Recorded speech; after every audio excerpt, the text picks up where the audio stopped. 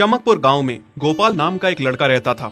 उसकी सौतेली माँ और बाप ने उसे घर से निकाल दिया था। उसकी सौतेली माँ ने सब कुछ अपने और अपने बच्चों के नाम पे कर रखा था और गोपाल को हिस्से के नाम पे 3 गायें दे रखी थी। गोपाल पढ़ा लिखा तो बहुत था, पर नौकरी ना मिलने के कारण उसने सोच लिया था कि वो अब उन तीनों गायें की खूब देख रेख करके उनसे जो दूध मिलेगा उसे बेच के अपना कारोबार चलाएगा। अब मैं बिल्कुल अकेला हो गया हूँ। गौ माता, तुम तीनों के अलावा मेरा अब कोई भी नहीं है। बस मेरा घर चलाने के लिए तुम तीनों को मेरी मदद करनी होगी।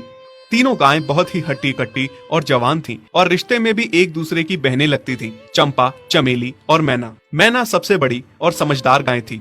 चंपा गर्भवती थी और चमेली को अभी अभी बच्चा हुआ था। वो दूध दे रही थी, जिसके दूध को बेच के गोपाल का थोड़ा बहुत घर चल रहा था। पर गोपाल को अब चंपा और मैना पे पूरा भरोसा था कि जब उनका बच्चा हो जाएगा तो वो खूब दूध देने लगेंगी और जिससे उसका कारोबार अच्छे से सेट हो जाएगा।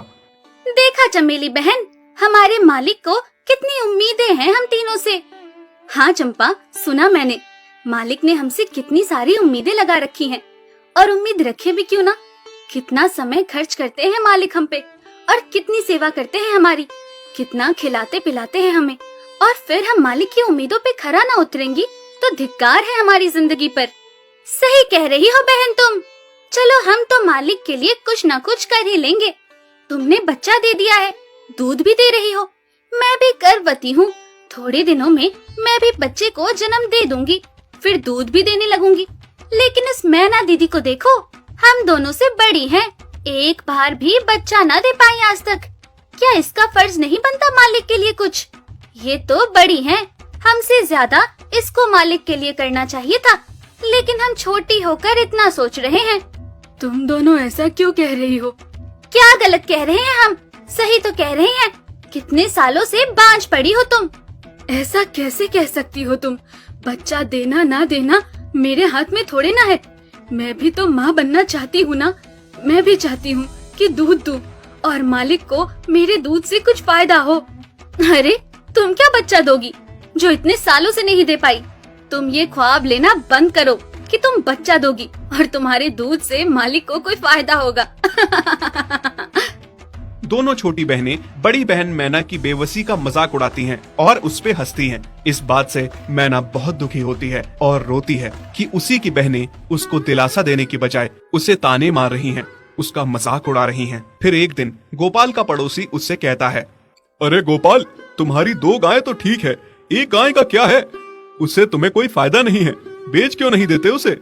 अरे नहीं नहीं भाई साहब, बेचना क्यों उसे? अभी बच्चा नहीं दे रही तो क्या पता कल वो बच्चा दे दे। कोई भी काम जल्दबाजी में नहीं करना चाहिए। अरे नहीं गोपाल, मेरे कहने का ये मतलब था कि तुम्हें अपना कारोबार जल्द खड़ा करने की जरूरत है, क्योंकि तुम्हारे घर वालों ने तुम्हारे साथ जो कुछ भी किया वो बहुत गलत था। अब तुम्हें जो भी करना है अकेले ही करना है। आगे शादी भी तो करनी है तुम्हें, उसके लिए भी खूब पैसा कमाना पड़ेगा। जब तुम्हारी सारी गायें दूध देंगी तभी तो कारोबार अच्छा चलेगा ना।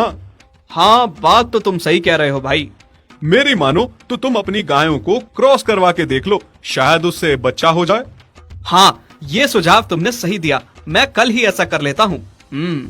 सुना तुमने मैना बहन मालिक की बातों को?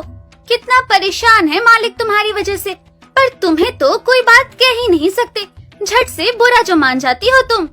मैना ये सब सुन के बहुत दुखी होती है, पर करती भी क्या, उसके हाथ में कुछ नहीं था। गोपाल ने मैना को क्रॉस करवा के भी देखा, पर उसका भी कोई फायदा नहीं हुआ।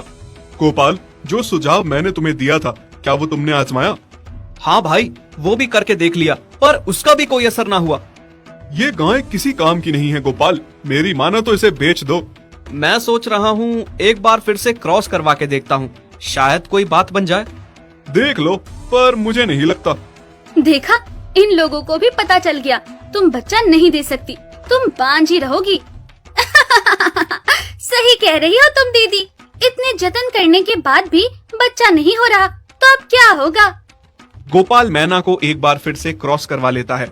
दोनों बहनें चंपा और चमेली मैना के बांझपन का मजाक उड़ाती हैं और उस पे खूब हंसती हैं। फिर एक दिन मैना चमेली के बच्चे के साथ खेल रही थी कि तभी चंपा देख लेती है। हाँ देख तो चमेली दीदी, ये मैना दीदी तेरे बच्चे के साथ क्या कर रही है? मुझे समझ में नहीं आ रहा, तू इस बांझ के साथ अपने बच्चे को कैसे छोड़ सकती है? जब मेरा बच्चा आ जाएगा मैं